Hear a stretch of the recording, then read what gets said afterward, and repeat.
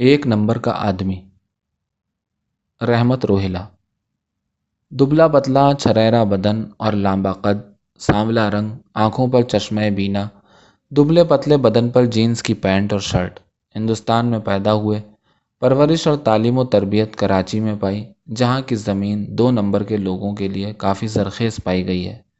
आदमी ज़मीन की मखलूक है, लिहाजा मौसूफ़ ने इल्म अरज़ियात के हुसूल को तरजीह बख्शी और यूनिवर्सिटी ने एक अदद गोल्ड मेडल देकर अपनी गुलू खुलासी करा ली कि मादर इल्मी और कर भी क्या सकती थी।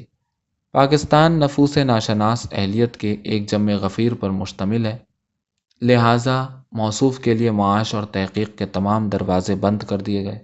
कस्बे मुआश के लिए छोटी छोटी मुलाजिमतों पर गुजारा किए रहे और फिर 2 नंबर के मुआशरे में तालीम की शमع जलाने का बीड़ा उठाया, लेकिन जल्द ही शमع जलाने के इस मंसूबे का बेड़ा गर्क हो गया।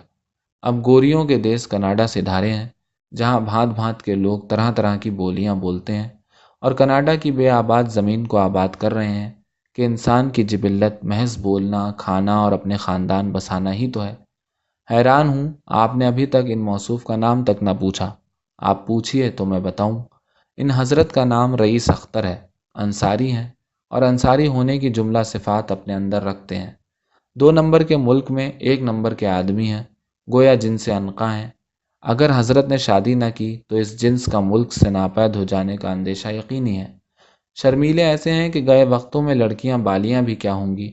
बस यूं समझिए कि शर्म हया के पैकर हैं और हद यूसुफ उबूर कर चुके हैं।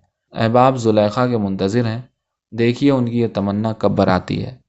आरिफ शफीक के ये खूबसूरत अशार रईस अख्तर की ज़िंदगी पर पूरे उतरते हैं, आप भी मुलाहिज़ा कीजिए। हैं दुश्मनों में मेरे दोस्त भी कई शामिल, न जाने तीर ये किसकी कमा से आए हैं, और मेरे पड़ोस के सब लोग बेताल्लुक़ थे, इसी ख्याल से मैंने मकान छोड़ दिया। मौसूफ़ को इस खाके की जूं ही भनक पड़ी, उजलत में रिश्ता अज़दवाज में मुंसलिक हो बैठे।